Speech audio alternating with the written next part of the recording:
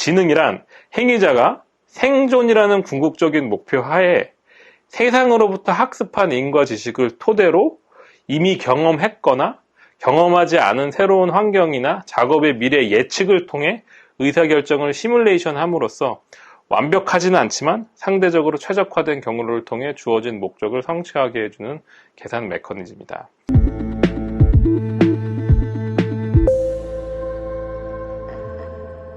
자, 우리 이 휴먼 레벨 인공지능 첫 번째로 지능이란 무엇인가에 대해서 한번 좀 큰 질문을 던져보려고 합니다.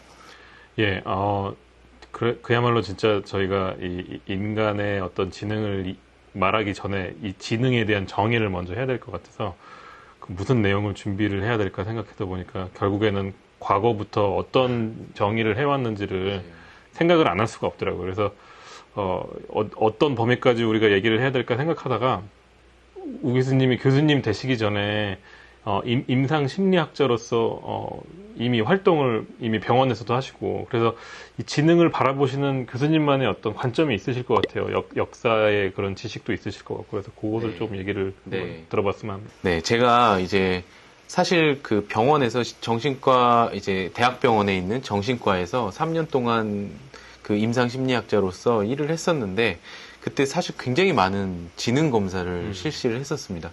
그래서 사실 지능이라고 하면 딱 그게 생각이 나는데 이 화면에 보시는 이 007 가방이 뭔지 아세요?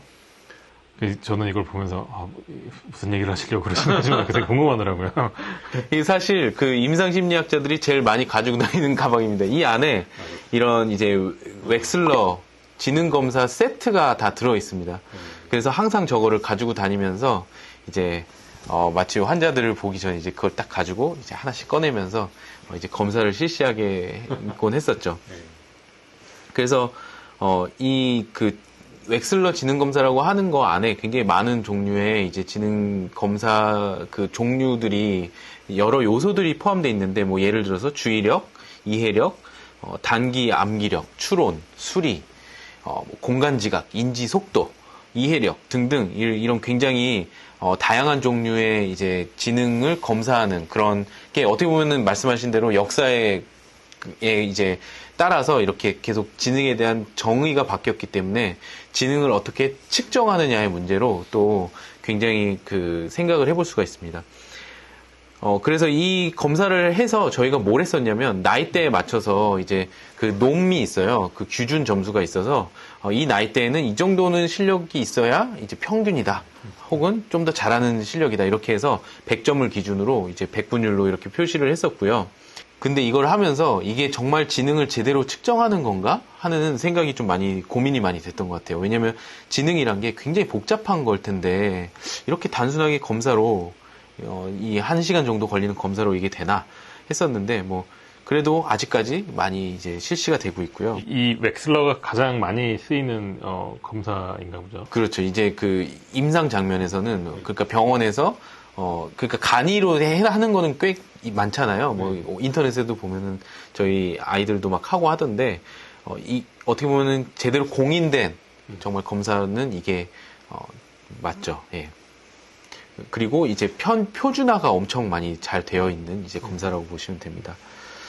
그래서 이제 어떻게 보면은 지능은 이 심리학에서 가장 오랫동안 가장 많이 연구된 주제라고 볼 수가 있습니다. 물론 지금은 지능 하면은 컴퓨터 과학에서도 얘기하고 뭐 인지과학에서도 얘기하고 하지만 심리학에서 상당히 오랫동안 연구가 되어 왔는데 그래서 이거를 평가하는 그런 방법에 대해서도 굉장히 많이 개발이 되어 왔고 그래서 이제 심리 측정의 역사를 조금만 살펴보고 넘어가려고 하는데 이제 이 지능이 왜 이렇게 중요하게 다뤄졌냐 심리학에서 이것도 이해가 되는 게 사실 저희가 이제 뭐 같이 일할 사람들을 뽑으려고 할 때 가장 처음에 들어오는 그게 지능에 대한 느낌이잖아요. 어떤 얼마나 일을 잘할 것인가. 그렇죠. 저와 얼마나 일을 잘할 것이고 얼마나 이제 맡겨진 임무를 잘 수행할 것인가 이런 게 다 지능인데 그런 거를 평가하고 싶은 그 욕구가 굉장히 오래전부터 있었던 것 같아요 사회에.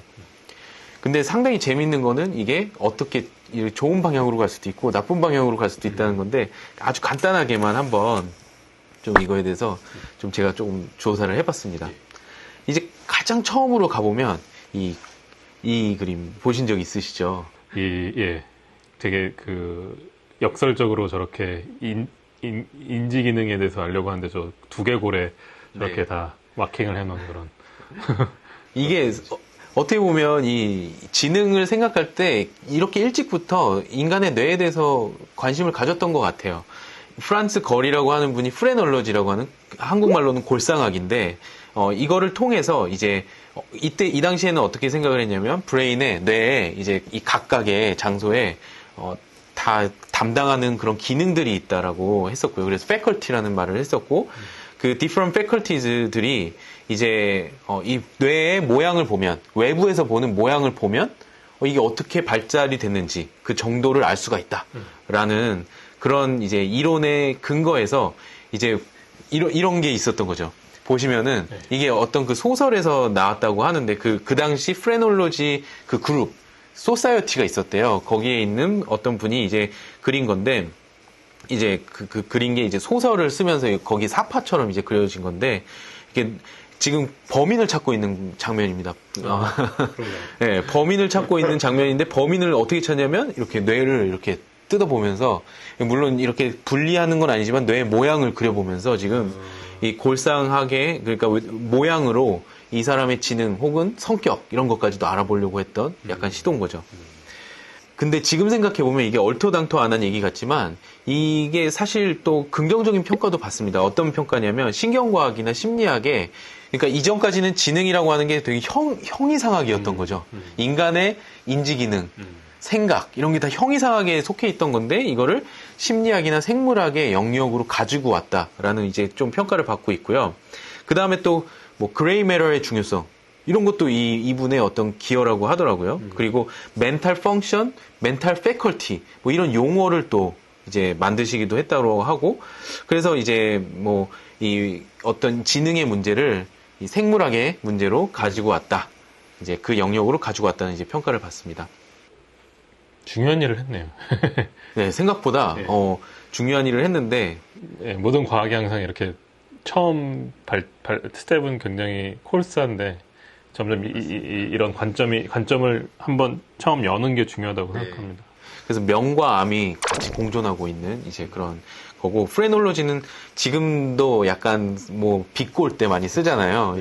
이 브레인 뉴로 이미징이 뭐 새로운 시대의 뉴 프레놀로지다 뭐 이런 얘기 하는데 그래서 사실 이렇게 명과 암이 진짜로 같이 있는 것 같고요.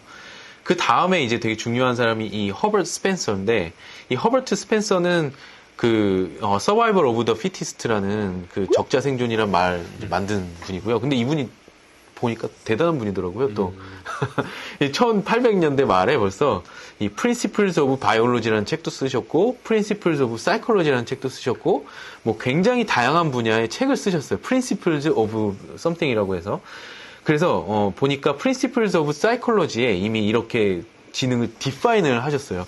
근데 이 당시에 이제 굉장히 유행했던 그 이론이 진화론이었기 때문에 이 스펜서가 아까도 말씀드렸지만 적자생존, 진화에 굉장히 관심이 있었기 때문에 이 인텔리전스를 continuous adjustment of inner to outer relations 이렇게 해서 이때부터 장난 아니네요. 되게 의미심장한 말을 했네요, 네. 진짜.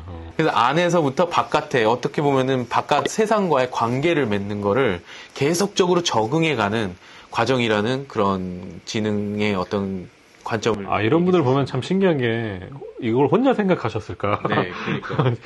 그래서 이 당시에 그 되게 재밌는 게 이 조셉 제스트로라고 하는 분이 이제 APA 지금도 있는 이제 심리학회 유명한 심리학회 프레지던트였는데 프레지던셜 어드레스에서 이미 이런 진화적인 어떤 영향을 받은 거죠. 그때 이미 심리학이 이런 영향을 받아서 이렇게 Intelligence must first be realized as an advantage gaining factor in the evolutionary struggle. 그래서 이 evolutionary struggle에 어떤 어드밴티지가 있어야 된다. 뭐 이런 얘기를 했었고요.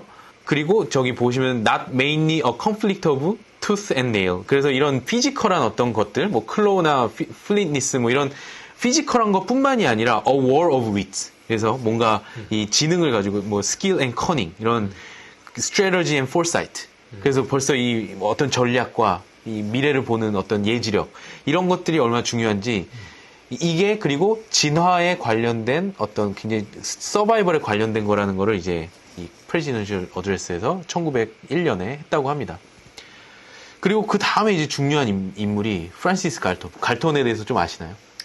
제가 이 신경과학 역사 수업을 들었는데 좀 가물가물합니다. 이 인물들이 한두 명들이. 저는 근데 이게 통계학을 사실 가르치면서 갤턴 얘기를 굉장히 많이 했어요. 왜냐면 갤턴이 리그레션을 만드신 분이고 여기 나오는데 뭐 코릴레이션도 만드신 분이고 그래서 굉장히 많은 이제 그 리서치 메소드 컨트롤 집단에 대한 처음 그런 거의 필요성을 말씀하신 분이고 그래서 굉장히 이제 중요한 분입니다. 이분이 그 찰스 다윈의 사촌이었고요. 굉장히 이제 그 지적인 정말 뭔가 명문에서 이제 태어나신 분인데 이분이 이제 여기 보시면은 어떤 거를 그 측정하는 데 대해서 굉장히 이 중요성을 인식하고 강조를 많이 하셨던 분이고요. 그래서 이제 lifelong advocate for objective scientific measurement라고 하는 게 이제 뭔가를 매저하는 거에 굉장히 집중을 하셨는데 굉장히 재밌는 게 이분이 지능에 관심이 엄청 많으셨어요. 그래서 저기 이제 몇 개 낸 책을 여기다 적어놨는데 여기 보시면 hereditary genius. 그래서 어떻게 이 지능이 유전이 되는가. 그 책을 이제 여기에서 이제 리그레션 방식이 처음 이제 사용이 됐던 거고요.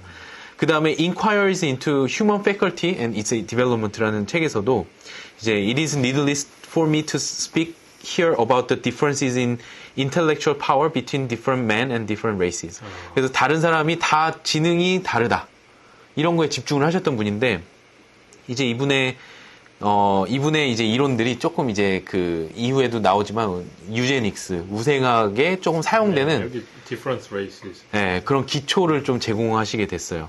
그래서 그 지니어스의 집안에 대해서 조사한 것도 약간 그런 의미가 있겠죠. 그리고 또 이분이 이제 그런 퍼센타일 랭크 이런 현대에도 지금 쓰이고 있는 그런 노머티브 어프로치를 처음 개발하신 분입니다. 그러고 나서 이제 여기에 영향을 받아서 이 제임스 캐텔이라고 맥킨 캐텔이라고 하는 분도 굉장히 중요한데 이분은 제가 깊이 다루진 않겠지만 한 가지가 이 여기 보시면 갤턴의 랩 이름이 엔트로포메트릭 그래서 인류학과 이 매트릭이 합쳐진 뭐 요새 이제 사이코매트릭 이런 얘기가 많은데 저도 이제 사이코매트릭의 그런 심리 측정에 대한 이제 그 이론들을 굉장히 좋아하는데 약간 좀 이름 자체에서 이미 잘못 사용될 수도 있을 것 같은 생각이 그렇죠. 네, 맞습니다. 뭔가 하여튼 측정을 좀 나쁘게 하면 악용될 것 같은 느낌이. 근데 갤턴은 겉으로는 반대했다고 해요. 그런 거를 약간 후회하기도 하고 이제 그런 이제 우생학적인 사용에 대해서 반대하기도 했다고 하는데 참 이게 잘못 사용될 수가 있는 거죠. 그래서 이제 요 다음에 그래서 이 제임스 카텔이 이 갤턴을 굉장히 좋아해서 이 랩에 이제 조인을 해서 이게 하나의 그 지능 검사 혹은 이때는 지능뿐만 아니라 인간의 예를 들어서 호흡 능력까지도 쟀었고요. 그래서 인간의 전반적인 어떤 어빌러티를 측정하는 그런 조사를 했었고 그때 당시 런던에 있으면은 요 1900년대 초에 신청하면 검사를 할 수가 있었대요. 모든 아이들이. 그래서 이미 이때부터 이런 표준 검사 그런 시스템이 적용이 된 거죠. 그 다음에 이제 그 사이에 이제 약간 낀 이분은 되게 굉장히 중요한데 이제 이 검사보다도 이 개념을 정립하신 분입니다. 그래서 G-팩터라고 하는 지금도 많이 얘기가 되고 있는 이 General Intellectual Factor라고 하는 거를 만드신 분이고요. 이 G-팩터가 사실 어떻게 생각해 보면 그러니까 지능이라고 하는 이 복잡한 거를 하나의 점수로 이제 줄이겠다라고 하는 건데, 제가 보니까 이 당시에 한 1900년대 초에 이런 어떤 이런 목표를 가지신 분이 굉장히 많았던 것 같아요. 이 복잡한 거를 좀 정말 차원을 축소해서 하나의 점수로 모든 걸 설명하고 싶은. 그래서 이때 이제 개발됐던 게 뭐 팩터 어널리시스 뭐 이런 것들이 개발됐었는데, 이제 G-팩터라고 하는 거를 해서 이제 General Intelligence per se 그거를 이제 여러 다른 거 말고 요거를 이제 제한하게 되고, 이 이후부터 이제 저희 유럽이랑 미국이랑 퍼져 있었던 이 지능에 대해 이제 연구하던 사람들이 약간 다 갑자기 컴피티션 모드로 들어간 거죠. 이 G-팩터를 측정을 누가 더 잘하냐. 그거 측정 기법들을 이제 개발하고, 그래서 어떻게 보면 요새 인공지능에서도 어떤 테스트 셋이 딱 생기면은 다 몰려들어서 하잖아요. 약간 그런 거랑 비슷하게 이 개념 하나가 이제 굉장히 이제 평정을 한 거죠. 신경정신과에서 이거를 모방해가지고 P-팩터를 만들었더라고요. 아, 그래요? 그래서 이 그 P 팩터가 높은 사람일수록 뭐 우울증이나 뭐 여러 가지 정신질환들이 더 많이 발병을 하는 그런 하나의 그 설명 축으로 사용을 하더라고요. 그래서 이 뭔가 그 하나의 점수로 이런 걸 많은 걸 설명하고자 하는 욕구는 언제나 있었던 것 같아요. 그 다음에 이제 유명하신 분이 이제 알프레드 비네인데, 이 비네 검사는 지금도 변형돼서 사용이 많이 되고 있습니다. 근데 이분은 원래 그 지능, 아까 말씀드렸던 이런 많은 사람들과 각축전을 벌이는 것과는 좀 거리가 있었던 분이었대요. 그래서 제3의 인물이 갑자기 나타나서 이제 했다, 뭐 이런 얘기를 이제 논문에서. 근데 이게 보면은 다 그 비슷비슷한 시기의 인물들인 것 같아요. 그때 정말 인텔리전스에 대한 관심이 굉장히 높았던 것 같아요. 맞습니다. 그리고 그 당시 또 한 가지, 여기 제가 발표자 그 슬라이드는 안 실었는데 전쟁이 있었습니다. 세계대전이 있으면서 어떤 의도에서 이게 됐냐면 모병을 하는 데서 이제 군인을, 정말 좋은 군인을 모집을 하고 싶었던 거죠. 그래서 이제 이때 당시에 이 비내 검사 같은 경우도 만든 다음에 이제 대규모로 실시하는 게 요때부터입니다. 그래서 이 알프레드 비네는 그 멘탈 에이지라는 개념, 이 지금 굉장히 많이 쓰이는데 정신 연령이죠. 정신 연령을 처음으로 만드신 분이고, 이 나이에 따라서 이 발달, 요 오른쪽에 있는 게 발달 과정에 따라서 어떤 능력이 있어야 이제 평균 정도 된다라는 거를 이제 보여주는 이제 그림이고요. 그런데 이게 이제 안타깝게도 유제닉스, 우생학에 이제 사용이 되기 시작하는데, 가장 중요한 인물이 이 루이스 털만이라는, 약간 읽으면서도 약간 미움이 이렇게 올라오는 이분은 이제 이 비내 검사를 약간 변형해서, 이분이 이제 스탠포드 비내 인텔리전스 스케일을 이제 만드셨고요. 이거를 가지고 조금 전에 말씀드렸듯이 이 전쟁이랑 그거에 이제 대규모로 실시하는, 어떻게 보면은 이 보급을 엄청 잘 하신 거죠.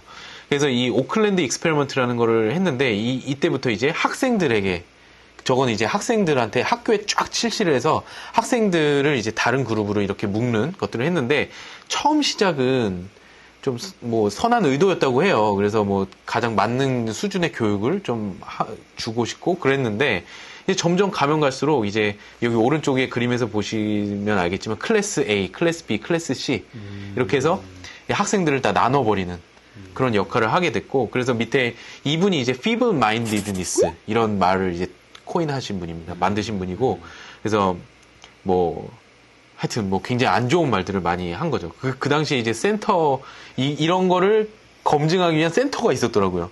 그래서 제가 사실 오늘 아침에도 오면서 이것과 관련된 팟캐스트가 있어요. 그러니까 그 히든 브레인이라고 예전에 되게 좋아하던 팟캐스트 중에 요거에 대한 그 얘기가 있었던 걸 제가 기억을 해서 다시 찾아와서 듣고 왔는데, 진짜 많이 안타까운 게 있는데, 뭐 이런 겁니다.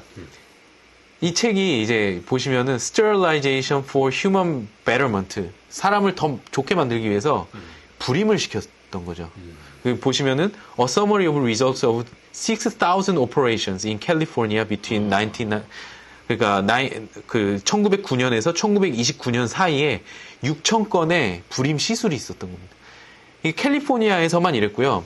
사실 이게 제가 오늘 오면서 들었던 그 팟캐스트에서는 버지니아 케이스였는데, 거의 1970년대까지도 이런 법이 있었다고 해요. 그래서 이게 법으로 제정이 돼서, 네, 이 당시에는 이제 이따가 본격적으로 이제 되게 된 게 이제 법으로 제정이 되면서 그런 말이 있었다고 합니다. 이 3대 이상의 그때 feeble minded라고 했는지, 하여튼 3대 이상의 그 바보로서 우린 족하다. 그래서 3대 이상을 가게 하지 않겠다. 이렇게 해서 이제 끊었던 거죠. 그래서 굉장히 안타까운데, 어떻게 보면 그 당시에는 이 어떤 더 나은 인류에 대한 열망이 되게 컸던 것 같아요. 뭐 아마도 세계 대전이 있으면서 인간에 대한 약간 그런 좌절감, 뭐 이런 게 있었을 수도 있고, 근데 또 이거를 가장 또 가져가서 활발하게 썼던 분이 또 이제 나치. 근데 제가 그게 어떤 관계가 있을까 지금 생각해보면, 우리가 맨날 그냥 통상적으로 욕할 때 그 나치를 욕하는데, 이 사람들은 더 하면 더 해치 못하지 않나 이런 생각을 하고 있었거든요. 근데 그 나치 얘기도 제가 이거는 약간 검증되지 않을 수도 있는, 제가 소스를 저도 유튜브에서 이제 이 지능에 대해서 그 크래시 콜스라고 하는 제가 좀 좋아하는 그 채널인데 그 사람이 이제 설명하는 걸 어제 다 봤어요. 근데 나치 얘기하면서 이런 얘기 하더라고요. 이렇게 제대로 된 검사도 아니었고 수도 검사를 통해서 이제 사람들을 이렇게 우생학적으로 낙인을 찍었다 이랬다고 하는데 그래서 막 질문도 되게 이상한 질문 던지고 막 그랬다고 하는데 뭐 하여튼 그거는 이제 제가 문헌을 보지는 못했고요. 그렇습니다. 혹시 웩슬러랑 또 레이븐에 대해서 교수님께서 한번 말씀해 주실 수 있나요? 그래서 이제 보시면은 아까도 제가 말씀드렸지만 다 비슷한 시기 1800한 중반부터 1900년 한 초중반까지 이 인텔리전스에 대한 이 어떻게 측정할 것인가가 정말 많이 연구가 된 것 같더라고요. 그래서 아까 전에 우 교수님께서 설명해 주신 비넷 테스트가 너무 저 버벌 스킬에만 집중되어 있는 것을 우려해서 저 데이비드 웩슬러 아까 교수님께서 제일 첫 장에 웩슬러 테스트를 인텔리전스 스케일을 보여주셨잖아요. 지금까지도 쓰이고 있는 검사입니다. 예. 그래가지고 그거를 버벌만 하지 말고 저런 논 버벌 어빌리티까지 해서 여기 옆에 그림 보시면은 버벌 IQ랑 퍼포먼스 IQ 사실 저는 최근에 논문 낸 것도 자폐에 있어서 버벌 IQ와 퍼포먼스 IQ의 그 균형에 대해서 썼는데 이렇게 오래된 전통이 있는지까지는 생각을 못하고 있었네요. 그래서 버벌 IQ는 저기 버벌 컴프레션 인덱스랑 워킹 메모리 인덱스 그리고 퍼포먼스는 퍼셉츄얼 오가니제이션이랑 프로세싱 스피드 인덱스 이렇게 나눠져 있네요. 그래서 이렇게 예전에는 버벌에만 초점이 맞췄다면 여기서 보면 다양한 인지 능력을 대상으로 저렇게 인텔리전스를 확장 해석하려고 했던 그런 시도였고 지금 여태까지 많이 사용되는 것 같고 조금 더 발전된 형태의 이 인텔리전스 테스트가 이 라벤이라고 하는 분의 프로그레시브 매트릭 테스트라고 하더라고요. 이거는 이 버벌 스킬이나 논버벌 이 모든 것들이 사실 약간 쉽게 말해서 교육을 많이 받은 사람한테 더 유리할 수도 있는 그런 테스트라서 이런 프로그레시브 매트릭 테스트 같은 경우는 사실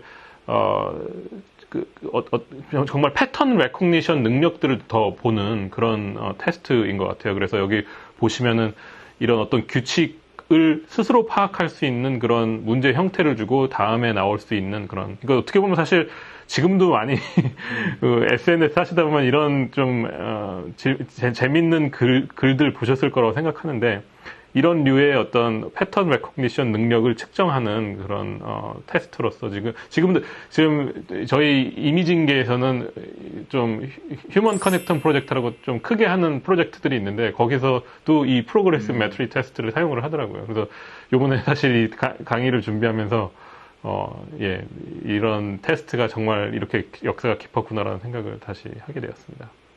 그 다음에 이제 또 중요한 게, 그 레이몬드 캐텔이라고 하는 분이 그러니까 이때부터는 이제 지능이 이전에 G팩터 하나로 됐었다가, 그거에서 점점 더 세분화된 어떤 개념들을 제안을 계속 하게 됐던 것 같아요. 그래서 레이몬드 캐텔은 이 G팩터를 두 개로 나눠서 플루이드 인텔리전스, 그 다음에 크리스탈라이즈드 제너럴 인텔리전스라는 거를 만드셨고, 그런 개념을 제안하셨고, 이것도 지금도 많이 쓰이는 그런 개념이죠. 그래서 GF라고 하는 플루이드 인텔리전스는 보통 리즈닝, 그 다음에 요게 보니까 플루이드라는 말이 flow into many different cognitive activity라고 해서 다양한 이제 인지 활동에 뭔가 이렇게 흘러 들어갈 수 있는 되게 유동적인 지능을 말하는 것 같고요. 그래서 다른 폼으로 될 수도 있고 다른 이제 스킬셋을 가지고 이제 이런 다양한 상황에 적응적인, 그래서 이게 조금 더 이제 General Capacity Factor에 가깝다라는 말을 하더라고요. 그리고 GC는 이제 Crystallized General Intelligence인데 이거는 이제 저장된 지식을 얘기하고 혹은 Procedural Memory, 그래서 어떻게 뭔가를 하는 거, 그런 거를 이제 얘기를 하고 있고요. 그래서 그 레이몬드 캐텔의 이 아이디어를 또 받아서 이제 하워드 가드너가 아직도 살아계신 분이고요. 이분이 이제 다양한 종류의 이런 7가지 종류의 인텔리전스를 제안을 했습니다. 그래서 링귀스틱, 로지컬, 매스메리컬, 그 다음에 뮤지컬까지도, 음악까지도 이렇게 넣고, 바딜리, 키네스테릭.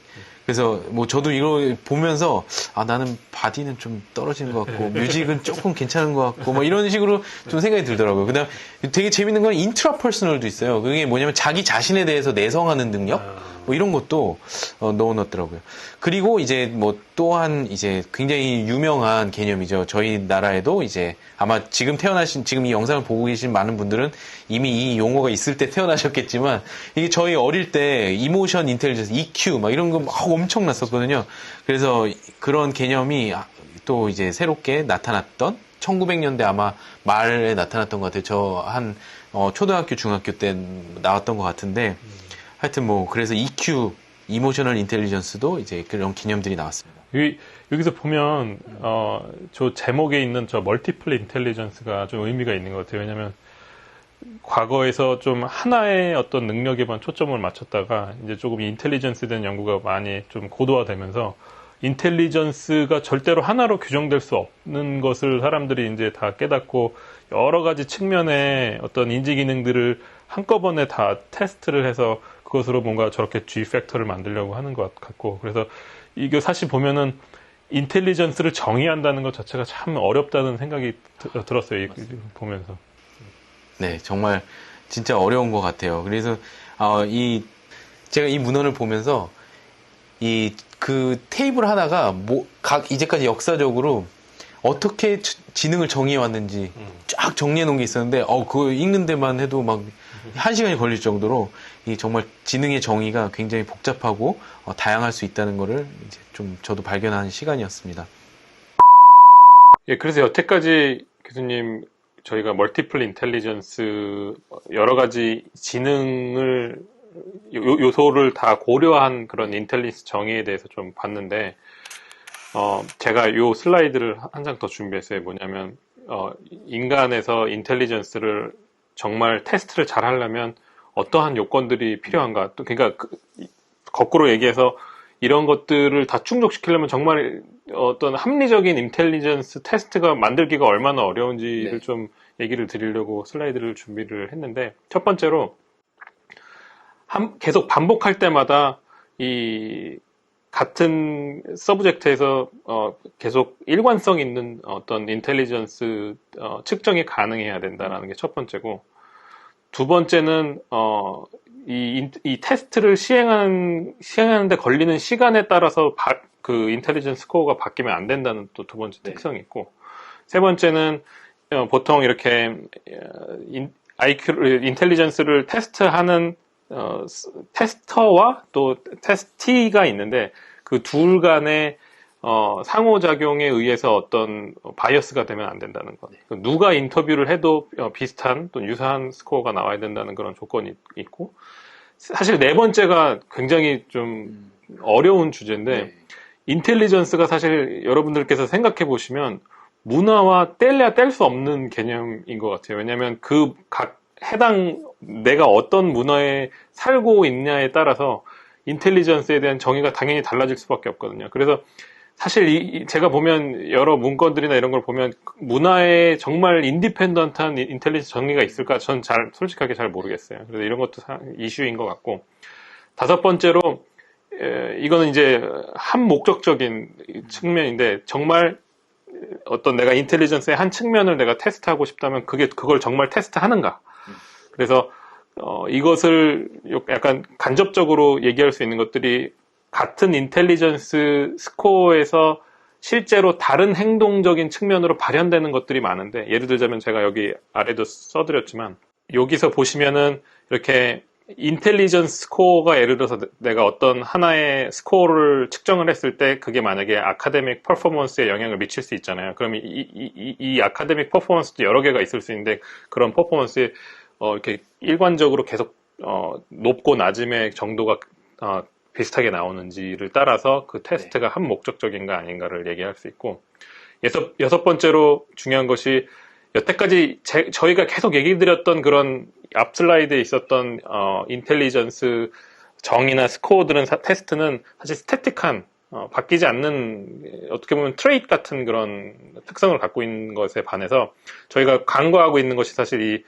다이나믹한 측면이거든요. 그래서 시간에 따라서 그 배우는 정도와 어댑트하는 정도의 능력을 다이렉트하게 측정하는 역할인데, 이게 사실 중요한 게 뭐냐면 컬처랑 비슷하게 이 교육을 많이 받으면 받을수록 사람이 사실 어떤 해당 인텔리전스 테스트에 더 잘 이렇게 점수를 낼 수 있는 확률이 높은데, 이렇게 다이나미컬 테스트는 시간에 따라서 그 해당 서브젝트가 어떻게 배우는지 그 경로를 추적할 수 있는 그런 형태의 테스트라서 이 에듀케이션에 덜 영향을 받는 그런 테스트다. 그러니까 이 6가지를 사실 다 충족을 해야 좋은 인텔리전스 테스트라고 말할 수 있는데, 이게 얼마나 어려운 일입니까? 이것을 제가 이것을 이 슬라이드를 만들면서 저도 나름대로 공부를 했었는데, 앞에 나와 있던 그런 여러 파이어니어링 리서처들이 만든 그 테스트들이 그냥 한순간에 만들어진 것 같지 않더라고요. 그래서 정말 어렵다는 것을 좀 얘기를 드리고 싶었고, 그래서 사실 이제 저희는 이제 저랑 우충환 교수님께서 둘 다 이제 뇌 영상을 하고 있는데, 방금 전에 그러한 어떤 인텔리전스 테스트를 하는 게 어렵다 보니까 요즘 들어서 추세가 이제 더 객관적인 마커를 만들어서 이제 그 사람의 인텔리전스 스코어를 측정한다. 여기서 보시면은 제가 잘 기억이 안 나는데, 요 페이퍼에서 썼던 게 아마 라벤 테스트였을 거예요. 실제로, GF네요. 여기, 아까 우충환 교수님께서 말씀해 주셨던 플루이드 G스코어에 대해서 한 건데, 이게 뭐냐면, 잠깐 간략하게 얘기를 드리자면, 이렇게 펑셔널 커넥티비티라는 어떤, 뇌 영상에서 뽑아낼 수 있는, 신경망에 관련된 정보인데, 그러한 매트릭을 사용해서 이 사람의 플루이드 인텔리전스를 예측을 했더니, 테스트를 실제로 봐서 플루이드 인텔리전스를 측정한 것과 이 펑셔널 커넥티비티를 가지고 예측한 이 플루이드 인텔리전스가 코릴레이션을 보이는 것을 볼 수가 있는 거죠. 그러니까 어느 정도 이 비침습적 뇌영상을 사용해도 이제는 어느 정도의 이런 인텔리전스 측정이 가능하다. 이 정도로 많이 발전을 해왔다라는 것을 저희가 좀 보여드리려고 2015년 페이퍼거든요. 그 뒤로도 사실 많은 뇌영상 스터디들이 이런 것들이 가능하다는 것을 보여왔고, 지금 2021년이니까 많은 스터디가 더 나왔잖아요. 그래서 이런 스터디가 있다는 것이 참 고무적이라는 것을 얘기를 드리고.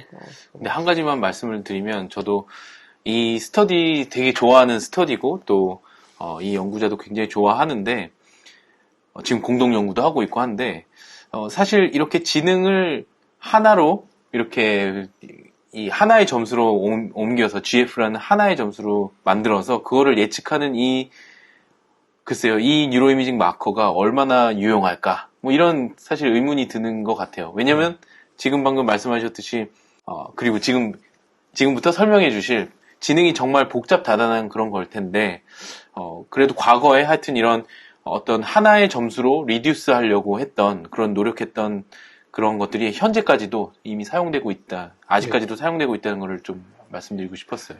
예, 그래서 지금 우 교수님께서 말씀하시니까 또 거기다가 코멘트를 더 드릴 게 생각이 나는데, 뭐냐면, 지금 생각해보니까, 저 개인적으로는 이렇게 하나의 스코어로 표현하지 않고 여러 가지 측면의 인텔리전스를 좀 체계적으로 뇌영상으로 예측할 수 있는가 없는가를 본 스터디는 저는 개인적으로 본 적이 없어요. 그러니까 사실 굉장히 정말 인텔리전스의 정말 아주 일부분만 그렇죠. 저희가 예측이 가능하다는 것을 프루프 오브 컨셉 레벨에서 지금 스터디로 증명을 한 것 같고, 맞습니다. 사실 정말 아직까지 정말 제가 봤을 때 많은 부분은 밝혀지지 않고, 우리가 정말 이것을 객관적으로 측정할 수 있을까, 정말 그것마저도 사실 되게 의심스러운 상황이기 때문에, 예, 그렇습니다. 그래가지고 그렇다는 얘기를 한번 드리고, 그래서 이건 사실 우충환 교수님께서 준비하신 슬라이드인데, 그래서 보시면 이게 이제 여기 보면 2012년에 있는 페이퍼에서 발췌를 하신 걸로 제가 알고 있는데,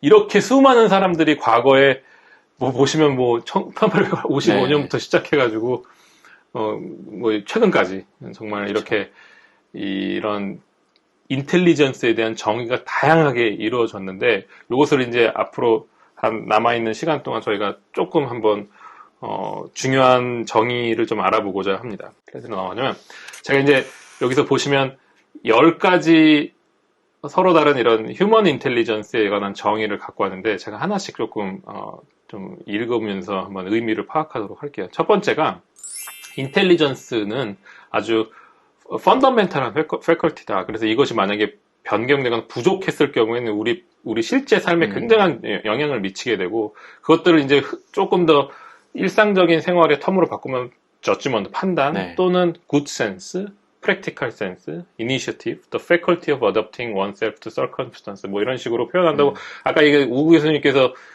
이렇게 말씀해주신 비넷 테스트의 그 비넷인 것 같거든요. 그래서 요 분이 이제 이렇게 첫 번째로 정의를 해주셨고, 두 번째는 요거는 약간 좀 재밌는 부분이 뭐냐면, 경험에 의해서 배울 수 있거나 또는 profit, 그러니까 정말 내가 어떤 골을 세우고 우리가 무엇을 얻을 수 있는가에 초점을 맞춘 그런 역량, 그런 것을 이제 인텔리전스라고 얘기를 하는 사람들도 있고, 여기서 보면 삶에서 계속 마주치는 이런 새로운 상황에 어떻게 적응할 것인가, 적절히 적응할 수 있는가에 대한 능력을 또 인텔리전스라고 얘기를 하는 사람도 있고, 또 등장하죠. 환경에 얼만큼 적응하고 배울 수 있는가, 또는 여태까지 배워온 것들을 이제 인텔리전스로 이렇게 얘기하는 사람들도 있고, 또 다섯 번째로는 새로운 문제를 풀 수 있는 능력, 그것을 이제 인텔리전스로 얘기를 하고, 이 웩슬러는 또 이제 또 다시 약간 목적을 가지고 행동하거나 이성적으로 생각을 하거나, 또는 이렇게 환경에 효과적으로 대처하는 능력, 이런 식으로 이제 인텔리전스 정의를 했어요. 그래서 보시면 우 교수님께서도 이걸 읽으시면서 어떤 걸 느끼셨는지 모르겠지만, 겹치는 단어들, 네. 겹치는 컨셉들이 있어요. 그래서 일단 제가 6가지를 얘기를 드렸고, 다음 슬라이드로 넘어서 마지막까지 얘기를 드리고 그 다음에 얘기를 좀 더 하시죠. 그래서 보면은 7번째는 이게 7부터 10번째까지 조금 더 길어요. 뭐냐면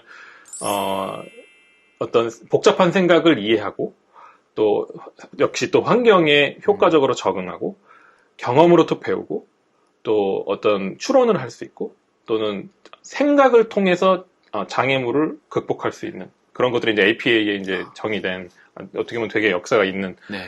정의인 것 같아서 저는 7번째도 괜찮은 네. 정의라고 생각을 해요. 좀 컴프레hen시브하게 정의를 한 것 같고, 8번째는 여기서 주목하셔야 할, 제가 주목한 단어는 이게 successful이라는 단어였어요. 이게 successful이라는 단어가 생각해보면, 나한테 주어진 목적이 있으면 그 목적을 다 한 다음에, 그 목적을 다 하면 뭔가 저한테 주어지는 게 있어야 이제 successful 한 건데, 그런 의미를 좀 담고 있어요. 아까 전에 제가 전 슬라이드에서 설명했던 프로핏과 또 좀 약간 연관이 되어 있는 의미인데, 그래서 어떤 한 서브젝트의 삶에 성공을 성취할 수 있도록 도와주는 게 이런 인텔리전스이고, 또 이런 소셜 컬처럴 컨텍스트 안에서 달성할 수 있는 것들, 그리고 뭐 이건 예인 것 같아요. 학교에서 어떤 성적이 좋거나 시험에서 성적이 좋거나 이런 것들이 이제 삶에서 석세스풀한 측면, 그런 것들을 가능하게 해주는 그런 메커니즘이 인텔리전스다라고 얘기하는 사람들이고, 9번째가 좀 재밌어요. 9번째가 아마 제가 보면 교수님께서도 괜찮아하실 거라고 생각하는데, 뭐냐면 인텔리전스가 인터널 인바이러먼트의 부분이라고 얘기를 해요.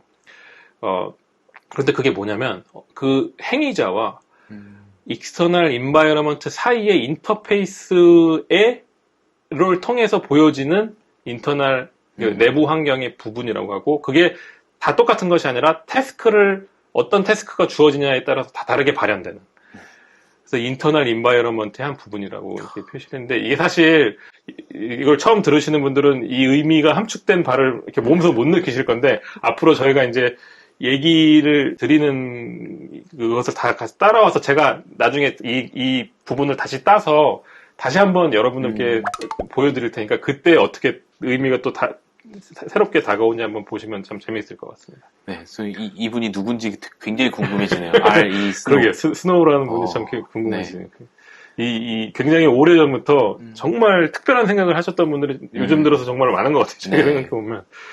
10번째는, 뭐, 비슷한 내용이에요. 예를 들어서, 어떤 주어진 상황에서도, 이렇게 어댑트하거나 스라이브 할 수 있는 그런, 인지적 역량, 또는 그 중에 이제 대표적인 게 메모리, 그리고 리트리발, 그리고 프로그램 솔빙, 이런 것들이 있고, 여기서 또 석세스풀한 어댑테이션이 나와요. 그래서 여러 가지 환경에 성공적으로, 이렇게 어댑테이션 할 수 있는 그런 역량적 능력의 클러스터라고 하죠.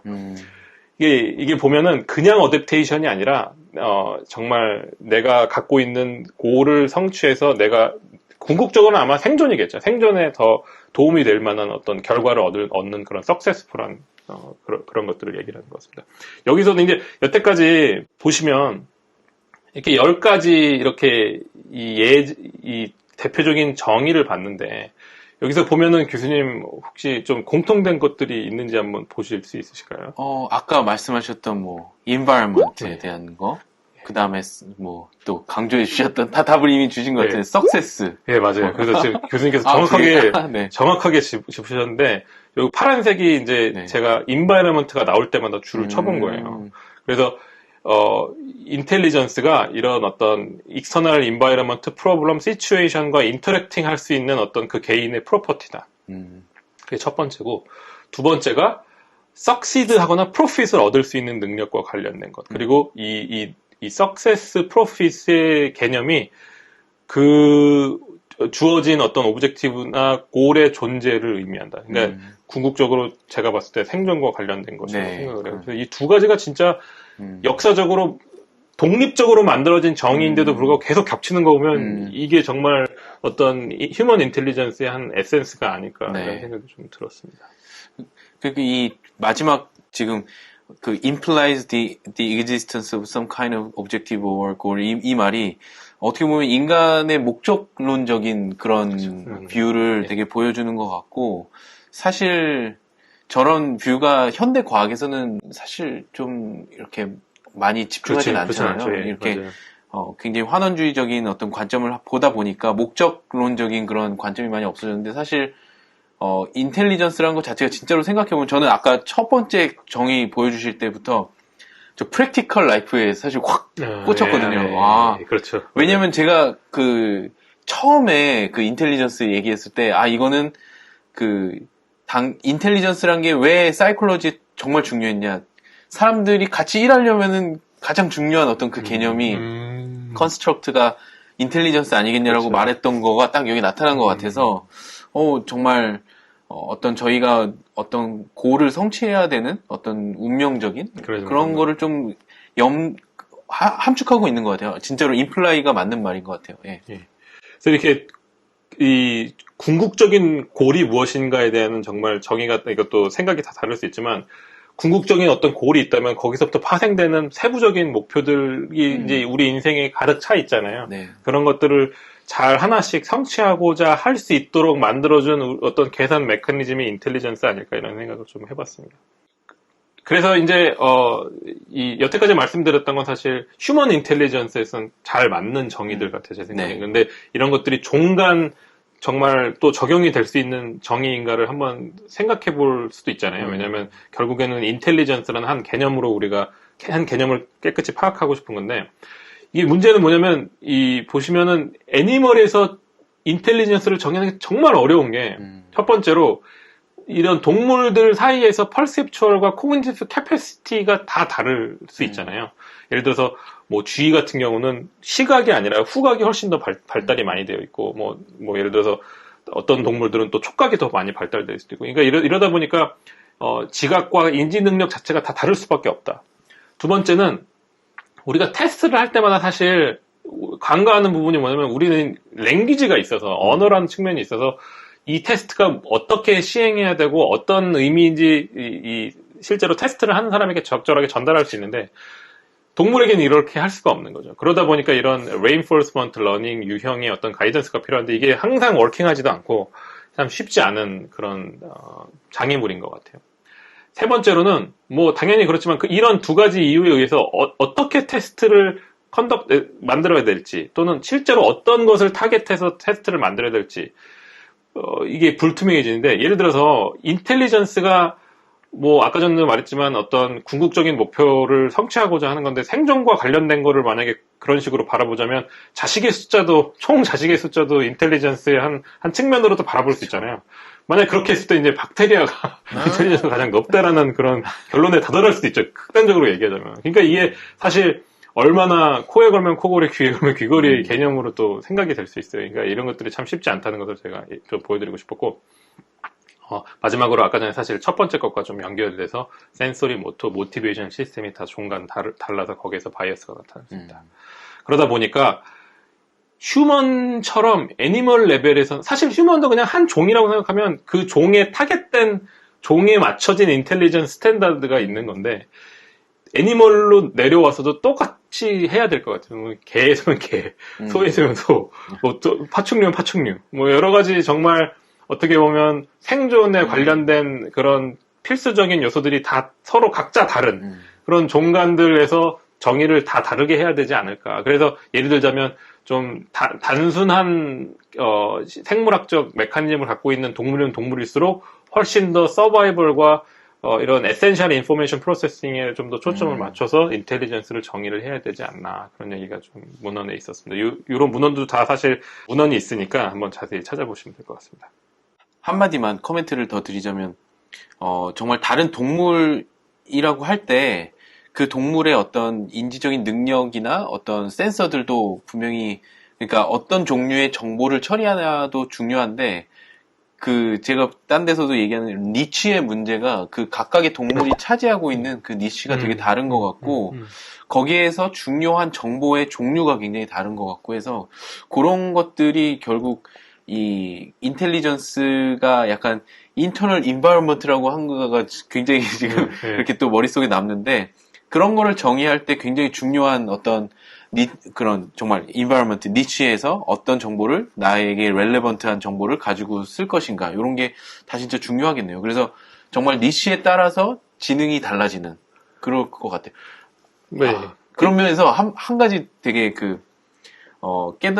생각했던 게 있는데 예전에 그 로스트라는 왜 미드를 봤었는데 그게 왜 추락을 해가지고 무인도 같은데 이제 살아남는데 거기서는 되게 각광받는 그런 직업들 뭐 의사들은 정말 생존에 필요하고 나는 저기 가면 바로 죽겠다 이런 생각 했었거든요.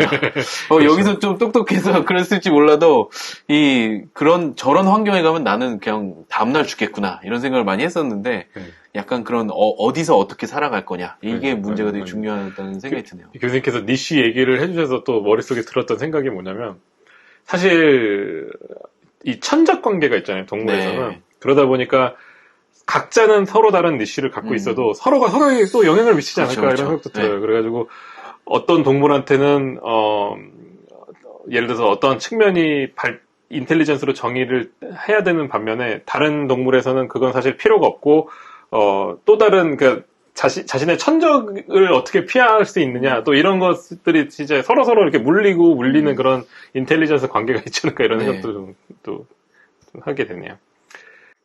그래서 요분들이 사실 최근에 들어서 인텔리전스에 대해서 연구를 많이 하셨더라고요 보니까. 그래서 만약이라도 이 인텔리전스의 어떤 현대적 정의를 좀 알아보고 싶으시면 이분들의 페이퍼를 좀 읽어보시면 괜찮을 것 같습니다. 그래서 요분들이 방금 전에 그 10가지 데피니션을 얘기를 드리면서 걔네들을 종합적으로 한번 한 문장으로 표현해보자 했더니 마치 왜 얼굴 생김새가 다 다른데 그 사람들 얼굴들을 다 평균해서 보면 특징들이 다 사라지잖아요. 너무 심플한. 네, 너무 그러다 보니까 만들어진 문장 자체가 결국엔 너무 심플해졌어요.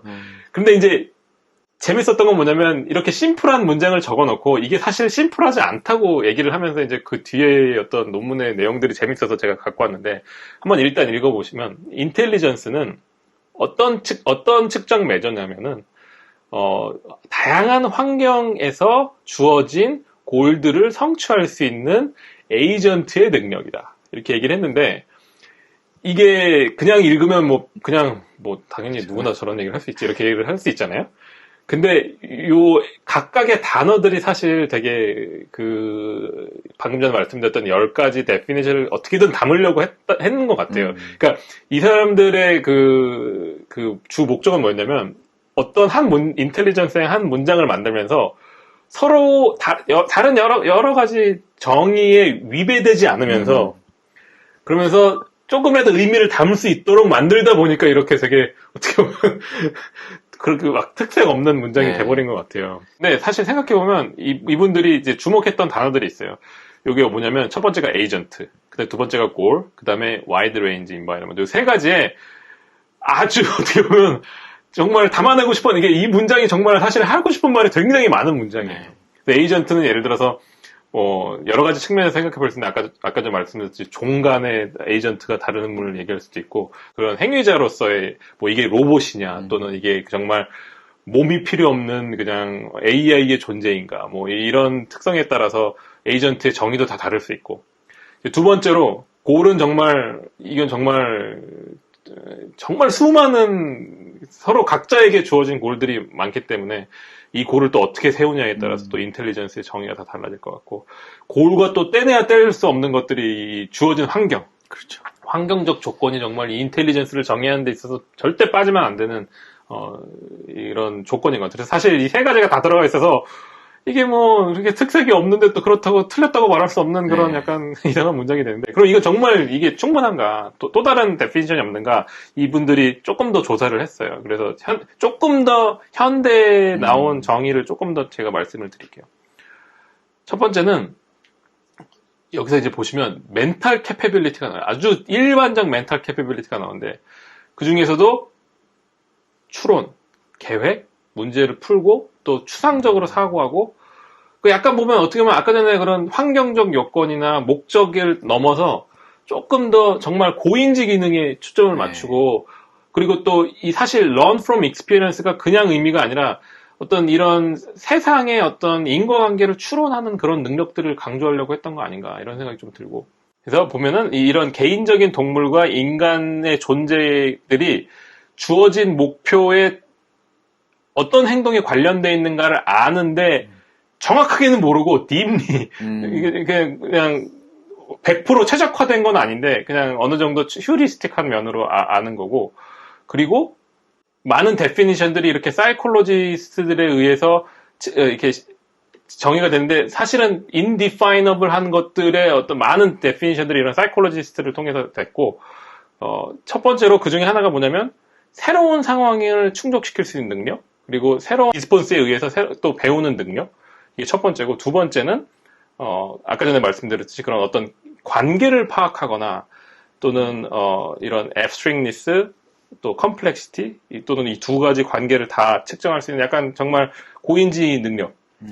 그리고 하나의 능력, 유니테리안 어빌리티가 아니라 여러 가지 기능들이 다 합쳐져서 또 이렇게 발휘하는, 그래서 생존에 관련된 능력, 또는 어떤 파티큘러 컬처 내에서의 어떤 발전된 능력, 이런 것들이 다 합쳐져서 이런 지능을 말하는 거 아닌가.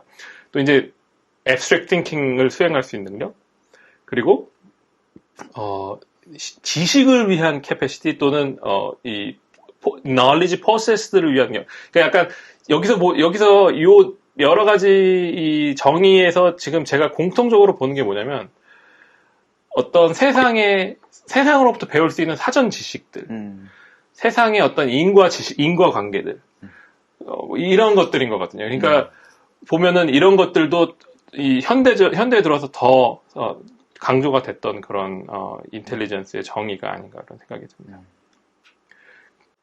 그래서 이제 여기서 보면 제가 준비했던 게 사실 knowledge가 무슨 뜻인가, 여기서 말하면 knowledge가 무슨 뜻인가 해서, 데이터와 인포메이션은 내 목적이나 내 생존과 관련이 별로 없는, knowledge는 어떻게 보면 내 목적과 생존을 위해서 한 차례 스크린이 된 지식들을 얘기를 하고, 그리고 그래서 이렇게 문맥화된, 그래서 의미를 갖고 있는 것들을 다 knowledge라고 얘기를 하고, 그런 것들이 prior knowledge가 되거나, 또는 제가 앞으로 얘기드릴 inductive bias의 역할이 있지 않나. 그래서 이런 것들을 갖고 있어야 또 인텔리전스의 한 축을 담당한다는 그런 의미에서 이렇게 정의가 되어 온 것 같습니다.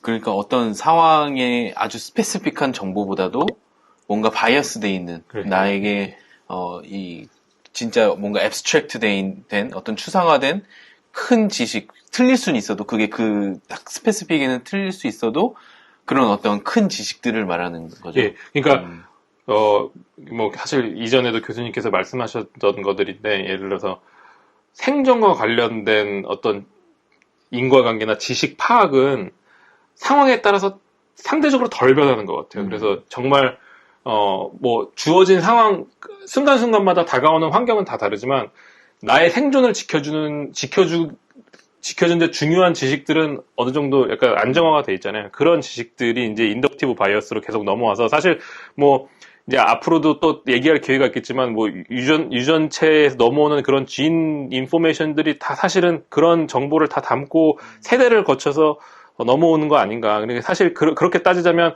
여태까지 얘기했던 그런 인텔리전스의 정의의 타임 스케일보다 훨씬 더 긴 인텔리전스를 정의를 할 수도 있고 뭐 그런 것 같습니다. 그래서 이런 날리지가 또 한번 강조가 되는 것 같습니다.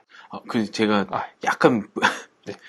약간 불명확한 게 아직 그 날리지가 데이터와 인포메이션과 다르다는 게 어떤 의미인지 한 번만 더 설명해 주세요. 그래서 여기서 보시면 제가 적어놓은 여기를 보시면 데이터와 인포메이션은 순간순간 나의 지각, 센싱 정보를 통해서 들어오는 정말 쏟아지는 정보들이고 사실 우리가 여태까지 말했던 그런 내가 목적이 있고 그 목적을 성취하기 위해서 어떤 행동을 선택하고 거기서 리워드나 이런 것들이 주어짐에 따라서 사실 이게 좋은 정보인지 그렇지 않은 또는 오히려 내 생명에 위협이 되는 정보인지를 다 구분을 하면서 그런 것들을 다 지식화 시키잖아요. 그래서 지식화된 그런 정보들을 이제 knowledge라고 하는 거고, 그래서 contextualize, 문맥이 있어야 된다는 것이죠. 이 상황에서는 이렇게 행동했을 경우나 이러한 상황에서의 저 조건은 나한테 도움이 된다, 안 된다. 뭐 이런 종류의 어떤 정보라고 할 수 있죠. 그런 것들이 계속 세대를 거쳐서 축적되다 보면 이제 이런 인덕티브 바이어스라는 어떤 한 형태로 세대를 넘어서 전달될 수도 있다는 얘기를 좀 드렸습니다. 예, 명확해졌습니다. 약간 프라이어 날리지가 그렇죠. 정말 네, 프라이어 날리지가 되는 거죠. 네. 이게 사실 저희가 계속 이렇게 처음 들으시는 분들은 이런 단어들이 다 약간 뜬구름 잡는 단어로 들리실 거예요. 근데 조금만 더 이게 주가 넘어갈수록 저희가 한 번씩은 반드시 건드리게 될 기회가 되거든요. 그러니까 요런 단어들이 존재한다는 걸 일단 아시고, 요런 컨텍스트 안에서 우리가 크게 얘기를 하는 그런 토픽들이다라는 정도만 일단 이해를 하시고 넘어가시면 괜찮을 것 같습니다.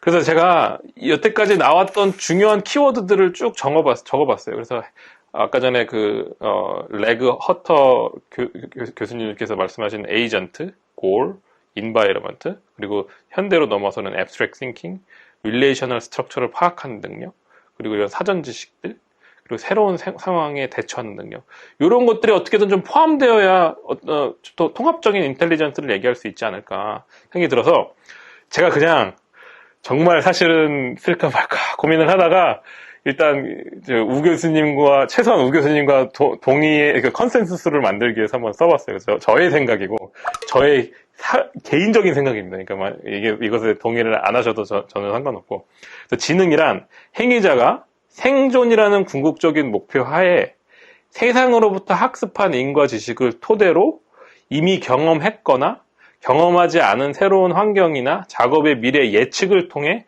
의사결정을 시뮬레이션 함으로써 완벽하지는 않지만 상대적으로 최적화된 경로를 통해 주어진 목적을 성취하게 해주는 계산 메커니즘이다. 여기서 여태까지 설명했던 이런 컴포넌트 중에서 설명 안 한 부분이 한 부분이 있는데 뭐냐면 미래 예측을 통해 의사결정을 시뮬레이션 하는 부분인데, 이 부분은 사실 저희가 앞으로 몇 주 계속 남아있는 주를 통해서 계속 강조할 부분이에요.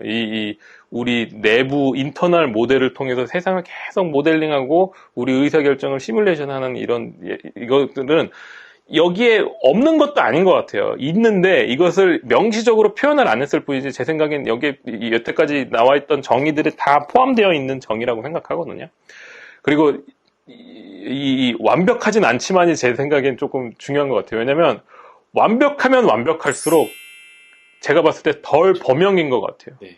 범용으로 가면 갈수록, 그러니까 꼭 하나의 태스크가 아니라 여러 가지 태스크에 동작하면 할수록 그거에 그냥 데피니션에 따라서 여러 가지 태스크에는 상대적으로 덜 완벽해지지 않나. 그래서 상대적으로 최적화된 경로를 통해 목적을 성취하게 해주는 메커니즘이 우리 자연지능의 어떤 요체가 아닐까라는 개인적으로 생각을 했는데 교수님께서 동의를 하시는지 모르겠습니다. 저희가 정말 근데 이렇게 용감하게 이렇게 문장으로 만드신 게 저는 너무 멋지고, 이거를 계속 가지고 가면서 앞으로 정말 같이 검토해보고, 또 마지막쯤에 가서 저희가 언제가 마지막이 될지는 모르겠지만 이 내용들, 저희가 필요하다고 생각하는 내용들을 다 하고 나서 다시 보면 정말 새롭게 들릴 것 같고요.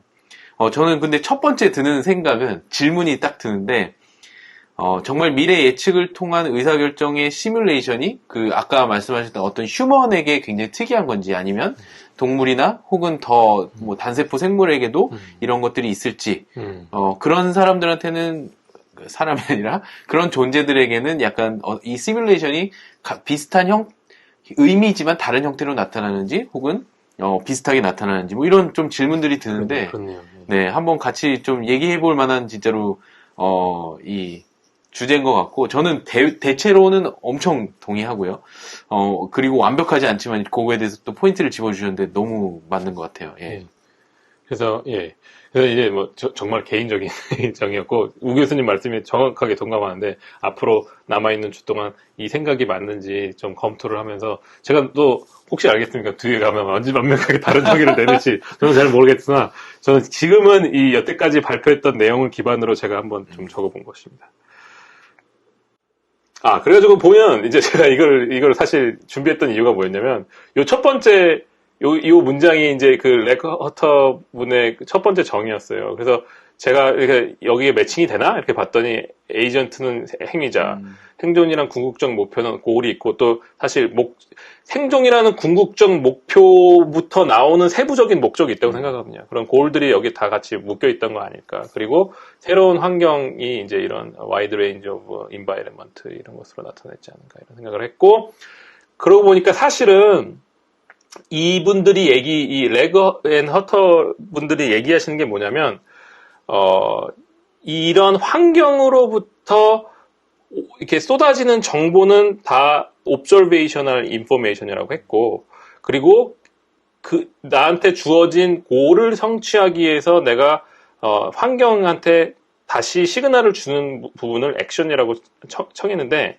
중요한 건 뭐냐면, 사실은 내가 행동을 함으로써 이 환경이 직접적으로나 간접적으로 어떤 영향력을 나한테 다시 되먹임을 하는데 이 리워드마저도 사실 이분들은 옵저베이셔널 시그널이라 그러더라고요. 그래서 사실은 크게 옵저베이셔널 시그널과 액션 시그널이 하나는 환경으로부터 에이전트로 들어가고 다른 하나는 에이전트로부터 환경으로 들어가는데 리워드 시그널도 사실은 어떤 옵저베이셔널 시그널의 한 종류이다 이렇게 얘기를 하더라고요. 그러면서 사실 이거 크게 보면서 이게 뭐 다른 게 아니라 우리가 최근 많이 얘기하는 정말 딥마인드나 구글이나 이런 오픈AI에서 많이 얘기하는 레인포스먼트 러닝의 그 기본적인 생각이잖아요. 이런 이런 인텔리전스의 정의가 다 녹아 들어가 있는 것 같아요. 그러다 보니까 이것을 현대적 기술을 이용해서 이렇게 발전을 시키다 보니까 요즘 막 정말 상상도 못하는 일들이 벌어지고 있잖아요. 뭐 알파고부터 시작해서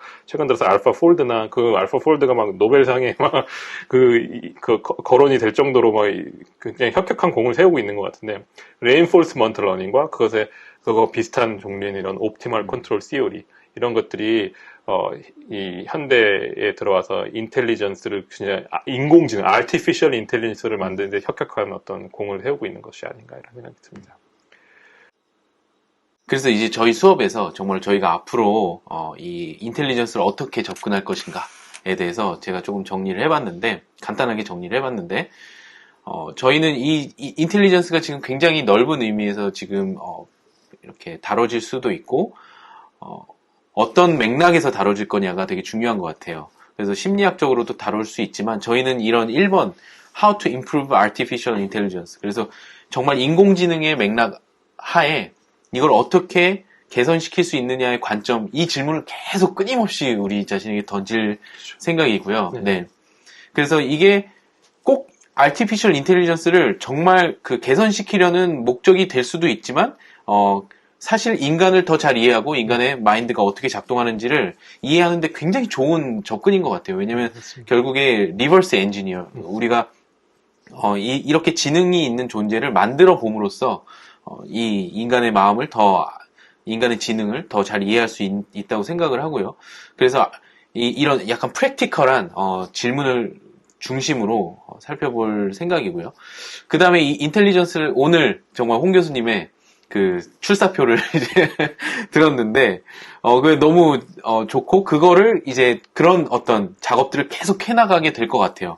그래서 어떻게 보면은 이 마지막에는 각자, 어떤 인텔리전스에 대한 정의를 좀 가지게 되면 좋을 것 같고, 그 과정이 바로 이런 redefine하는 과정이 되지 않을까. 그리고 계속 refine 해가는, 이 definition을 refine 해가는 과정이 되지 않을까 합니다. 그래서 어떻게 보면은 여기 적은 것처럼 developing better definitions of intelligence will be the key 그렇네요. objective of this 아까 class가 전에 될 제 것 같아요. 질문이 어떻게 보면 이제 마지막 주차에 다시 한번 비짓을 해야 되는 그런 스타일인 것 같습니다. 그렇습니다. 그리고 이제 그렇게 되는데 저희가 이제 이 강좌의 제목을 휴먼 레벨 아티피셜 인텔리전스, 휴먼 레벨 인공지능이라고 이제 적은 건데, 그거의 목적이 정말 그럼 우리가 이 스트롱 AI나 뭐 윅 AI 그런 얘기 하잖아요. 스트롱 AI는 모르시는 분들을 위해서 설명을 하자면, 의식을 가지고 있는 휴먼과 거의 똑같은 그런 AI를 빌드하는 거를 이제 만드는 거를 스트롱 AI라고 하고, 윅 AI는 뭔가 주어진 어떤 과제를, 어떤 태스크를 잘 할 수 있는 그런 AI, 좀 좁은 의미의 AI인데, 저희는 어떻게 보면 지금 목표를 삼고 있는 건 스트롱 AI가 맞아요. 그런데 스트롱 AI를 정말 완벽하게 만들어내겠다. 그것보다는 스트롱 AI를 에임해 봄으로써 우리가 휴먼에 대해서 더 잘 이해하고, 특히 이 휴먼 센터드 AI, 그래서 인간과 함께 공존할 수 있고 인간을 위한 AI를 어떻게 하면 빌드할 수 있을지, 그쪽 방향으로 어떻게 나갈 수 있을지에 이 초점이 있다. 이거를 왜 강조하냐 하면, 이 스트롱 AI를 사실 저는 이제 대학원 때도 그렇고 스트롱 AI, 윅 AI 이런 얘기 많이 하면 이제 스트롱 AI는 그거는 너무 위험하고 가능하지도 않아. 뭐 이런. 근데 죄송한데 스트롱 AI는 어떤 정의를 갖고 있을까요? 윅 AI에 비해서 어떻게 다를까요? 그러니까 스트롱 AI는 스스로 의식이 있고, 그러니까 휴먼과 거의 제가 스트롱 AI와 윅 AI의 정의를 지금 딱 가지고 오지 않아서 사실 이게 말하는 게 정확하게 맞을지 몰라서 여러분들이 한번 좀 또 찾아보시면 좋겠는데요. 제가 알고 있는 정의에 따르면 스트롱 AI는 의식을 가지고 스스로 의사결정을 해서 판단하고 할 수 있는, 휴먼과 거의 구별할 수 없는 진짜로 휴먼 레벨 인공지능. 범용도 거기 들어가 있죠. 그렇죠. 범용이고 이 휴먼과 비슷하게 이제 어떻게 보면 의식이 있는 AI라고 보면 될 것 같아요. 그다음에 윅 AI는 그렇지 않고 의식이나 휴먼 레벨의 어떤 그런 범용일 수는 있지만 의식을 가지고 있지 않은, 스스로 판단하지 않은, 내가 주어진 조건에 혹은 주어진 과제 안에서 잘 할 수 있는 그런 거를 이제 윅 AI라고 한다면, 근데 정의가 이제 틀릴 수도 있으니까 다시 한번 찾아보시면 좋겠고, 저도 한번 또 찾아보겠습니다. 그런데 하여튼 제가 하고 싶은 말은, 저희의 휴먼 레벨 아티피셜 인텔리전스라는 말은 확실히 스트롱 AI를 목표로 하고 있는 건 맞는데, 그 질문이 목표로 하고 있지, 그거를 진짜로 만들 수 있냐 아니냐는 굉장히 철학적인 주제라고 생각이 들어요. 그래서 저희가 그거를 진짜로 만들 수 있다라고 주장하고 싶진 않고요. 하지만 스트롱 AI를 에임함으로써 저희가 얻을 수 있는 그 이익들이 굉장히 많다라는 생각이 듭니다. 사람과 사람의 지능을, 조금 인간과 인간의 지능을 좀 더 잘 이해할 수 있는 것뿐만 아니라, 이제 앞으로 정말 AI가 계속 발전해 나갈 텐데, 이제 AI와 함께 그렇죠. 공존하는 맞아요. 미래를 우리가 디자인해야 된다고 생각하고요. 그러기 위해선 저희가 먼저 이 스트롱 AI에 대해서, 휴먼 레벨 AI에 대해서 계속 연구하면서 거기에서 가능한 것들과 가능하지 않은 것, 위험한 것과 위험하지 않은 것을 판단해서 이렇게 잘 큐레이팅을 해야 된다고 생각이 듭니다. 그래서 휴먼 센터드 AI의 목표가 있다. 그래서 저희가 이제 이 영상들을 통해서 이 휴먼 레벨 AI를 목표로 하지만 휴먼 센터드 AI가, 인간 중심의 AI가 이 핵심에 있다는 것을 말씀드리고 싶고, 그것은 바로 또 이 포스트 휴머니즘과 연결이 되겠죠. 이제 휴먼의 정말 AI가 이 세상에 들어온 이후에 저희의 삶을 저는 정말 미래에 대해서 좀 많이 생각하는 편이거든요.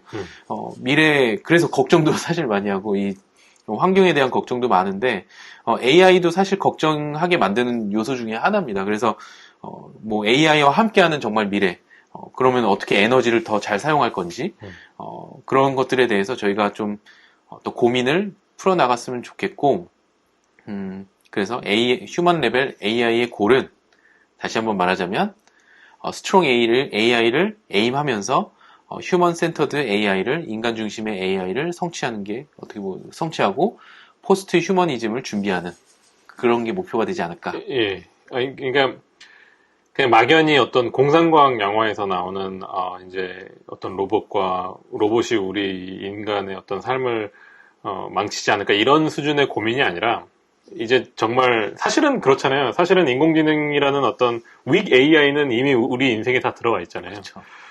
정말 이거보다 더 어떤 내가 봤을 때 무서울 수도 있고 또는 친근할 수도 있는 의식 있는 로봇이 우리 삶 안에 들어왔을 때 우리가 정말 어떻게 더 공존하고 이 휴머니티를 더 잘 살릴 수 있는가라는 실질적인 고민을 할 때가 이제 오는 것 같아요, 제 생각에. 네. 그래가지고 그런 측면에서 저희 영상들이 조금 철학적인 관점을 좀 전해줬으면 좋겠고 또 기술적인 관점도 당연히 전해드리겠지만 여러 가지 지식들을 전달을 해드리면서 뭔가 이것을 보시는 여러분들이 좀 당신의 삶에 좀 준비를 하실 수 있게 그런 그런 역할이 되었으면 합니다. 맞습니다.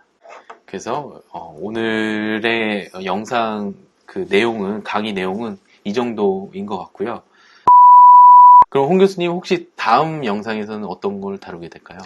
예, 그래서 저희가 이제 과감하게 1주차 출사표를 던졌는데, 그래서 자연지능 얘기를 했잖아요. 자연지능에서 저희가 얘기한 어떤 몇 가지 중요한 요소들이 이제 아마 이것을 보신 분들이 이제 파악하실 거라 생각하는데, 이번에 2주차 때는 그런 것들이 정말 인공지능에서는 어떻게 구현이 되고 있는가, 또는 만약에 기초적인 단계를 밟고 있으면 그 단계는 무엇인가, 그런 알고리즘들을 좀 한 차례 좀 리뷰를 좀 드리려고 그래요. 인공지능 부재가 너무 광범위하기 때문에 그것을 다 얘기 드릴 생각은 하지도 못하고 그렇게 계획하고 있지 않지만 그래서 역사를 조금 짚어가면서 대표적인 그런 어떤 자연지능을 모사할 수 있는 그런 알고리즘들이 몇 가지가 있는데 그런 것들을 좀 얘기를 드리고자 하고 과거는 어땠고 지금 현 주소는 어디 있고 미래는 어떻게 발전할 것인가에 대한 조금 관점을 또 얘기를 드리고자 합니다. 네. 그래서 그런 내용을 아마 굉장히 재밌을 거라고 저는 네. 생각하고 있습니다. 저희가 사실 계획을 미리 다 세웠는데 한 주 한 주가 아주 굉장히 챌린징하고 또 굉장히 흥미로운 내용들이 많은 것 같습니다. 네, 그러면은 또 다음 영상에서 뵙도록 하죠. 예. 감사합니다.